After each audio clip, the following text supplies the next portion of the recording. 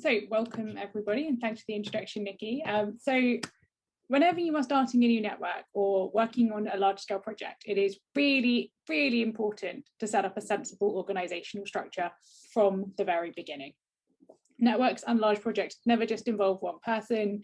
There's always lots of different team members who need to be able to access project files, or at least some people need to be able to do that.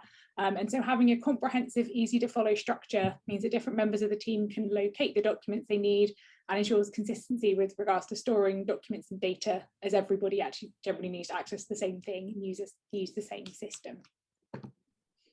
So today we're going to talk to you about the 10 steps you need to take when setting up your network or project, or your 10 steps to nailing your organization, the theme of our event. And if you follow these, you should be able to run a really well-oiled machine, hopefully. So step one, it is really important to set up a joint shared area where everyone can access your documents. So one practical way to do this is potentially using Microsoft Teams. So this enables all of the different Microsoft documents and apps relating to your network or project to be stored in one place, including lots of other types of files such as forms, images, videos, etc. Your other options could be Dropbox or Google Docs, but before making a decision, we advise checking with your manager or your institution about what cloud-based content managers they recommend, or in some cases mandate, as a lot of universities don't actually allow the use of Google Drive or Dropbox anymore.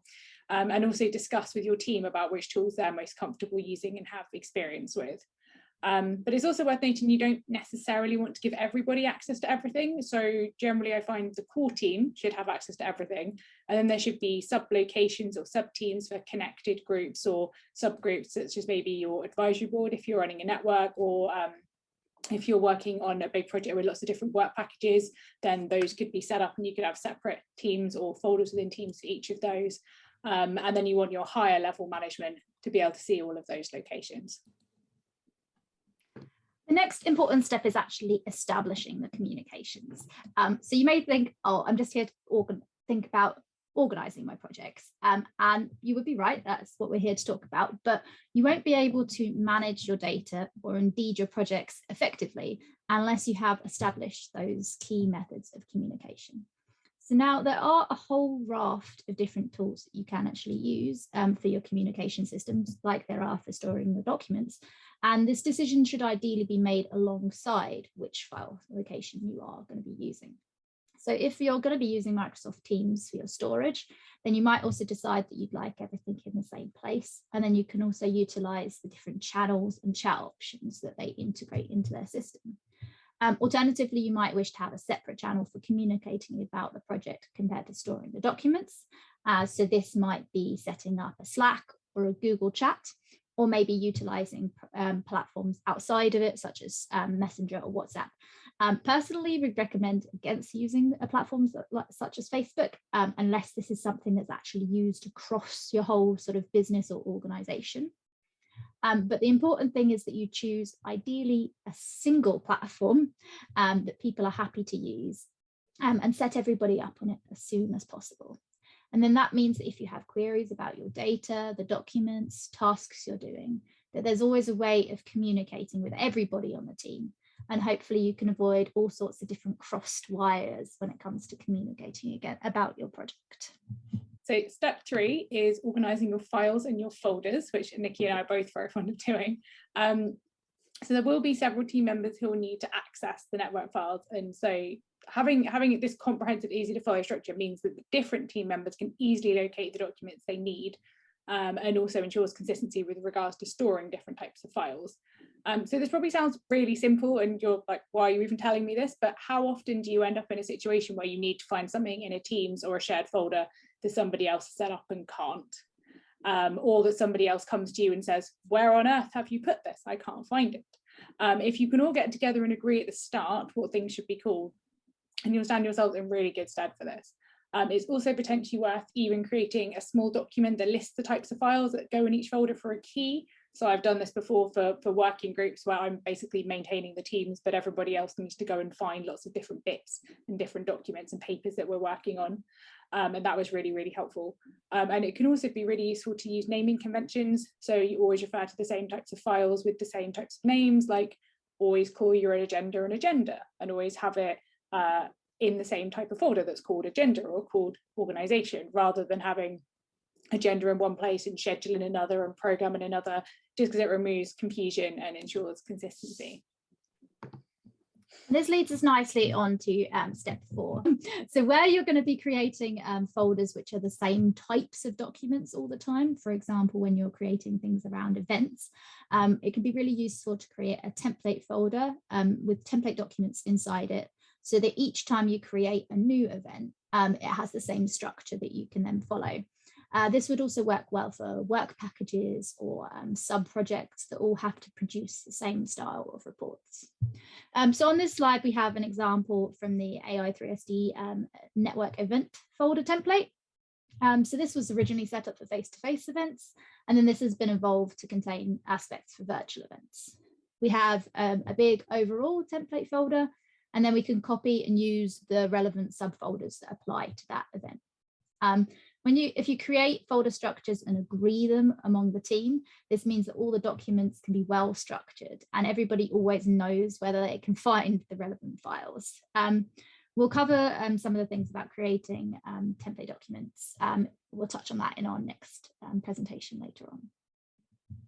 So if you're running a funding call or organising any sort of sub-projects such as work packages, and we highly recommend step 5, which is it can be really useful to assign reference codes so that each project or application has its own code. So the screenshot on the right hand side is one of our AI3SD folders, and this is the folder that holds all of the applications from our first funding call. So when we run this, each application is processed, it's assigned its own reference number, and then all communication, all documentation, everything pertaining to that specific application can be tracked using that reference number, including actually going on the contracts, how we refer to it throughout the reports, everything. So then you always know what's being referred to. We don't even rename things after certain people have actually been given funding to ensure that sort of consistency across the board. And you can use a really similar principle for work packages or sub-projects. It just means that things are properly organised and lots of the same types of documents about different things can be filed in the same place and in the right place. So for step 6, alongside having good document storage, you also need good task management in order to have your project work successfully. This is something that we really stress. Being organised and communicating is a large part of the battle in any project. Similarly to having files in places where everyone can access, all of the organisation and sort of to-do and tasks list also need to be in places that everyone can access and agree on how they are managed. You'll have it a lot where people will send tasks via email or just agree them at the end of the meetings, or maybe not agree them at the end of a meeting. This doesn't really work, and it's a perfect excuse or sort of reason why things will get forgotten about. So we recommend using a task management tool and then creating small manageable tasks that are clearly assigned to team members, ideally with deadlines on when they want to be completed. Then you can have regular meetings to sort of discuss these and update on them. So the examples on the slide show Microsoft Teams on the top and Trello on the bottom. In general, the features across these systems and other systems are fairly similar. So you can create task lists and assign tasks to a single person or to multiple people if they're working on it together. And then you can also break these up into sort of sub lists for a more complex task. You can make different boards or lists for projects and sub projects, and then you can provide updates as the task progresses.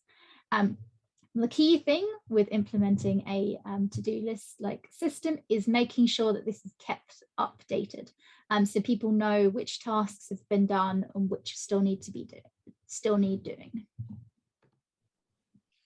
So now step 7, which is something I think often gets forgotten and isn't actually planned out at the beginning of a project, is discussing how to organise shared email mailboxes.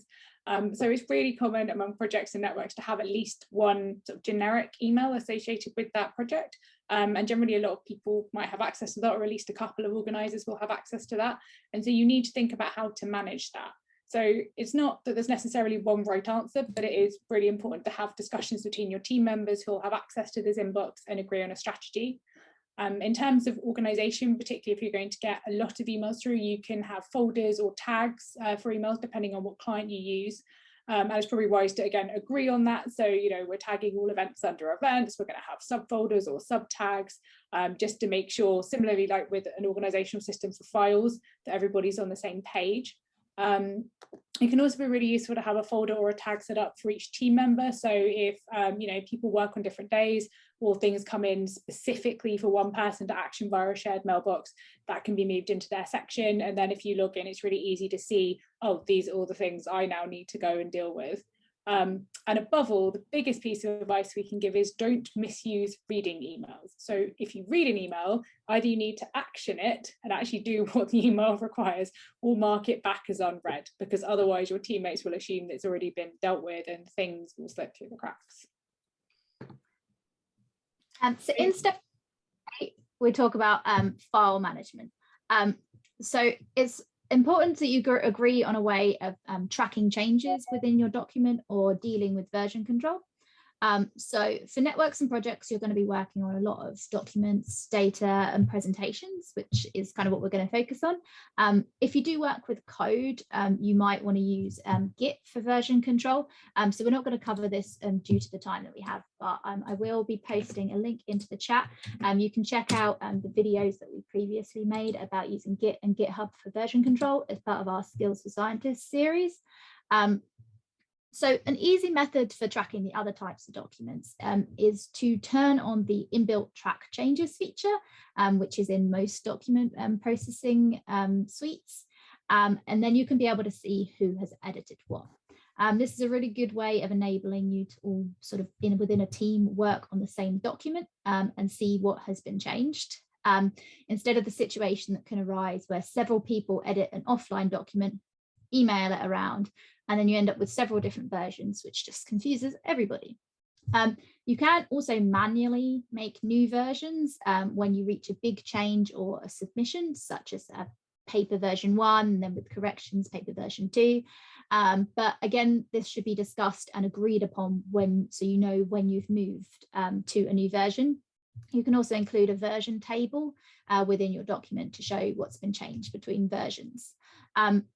But do make sure that you still are uploading everything to that place where you've decided to store all of your files, and make sure you use sensible file names. So there's no point making the effort to centralize your files and have a system to work around it if you end up with a file naming system such as the one on this slide where nobody knows what's going on. So forms is another really useful aspect to use in your organization if you need to collect a lot of data from different people about the same type of thing. So the examples on this slide are forms for our AI3SD conference abstract submissions and also for our funding reviews. Although we have so many forms, I couldn't fit them all on the slide, but we use them for all kinds of things. So applications themselves, to collect feedback about meetings, to run surveys, to collect registration information. And using Microsoft Forms specifically, if you've got a team site set up, is really great because you can then collaboratively set them up with your teammates. You can all work on them together. You can change their privacy, so you can keep them within your organization to start with and then open them up when you actually want people to fill them in. And then very conveniently, you can open all of the results in one easy to use spreadsheet. So we really highly advise using forms to collect these types of common information rather than just trying to get everybody to send things in via a Word document and then spend time collating it later. Cool. So our final thing is about capturing meeting records. So we often take notes in certain meetings, with formal meetings often being minuted, but other discussions might be lost. So since we started running meetings online, we've realized the power of recording meetings. So you can often do this through Teams or Zoom, utilizing either the automated captioning or the transcription functions of Microsoft Streams, to actually record your discussion and pull it out into text form that can easily be converted like into notes to capture your meeting. So this means that if you have one of those really super useful meetings where you said something really excellent and then 2 minutes later completely forgot what it was, you can actually capture a lot of that stuff.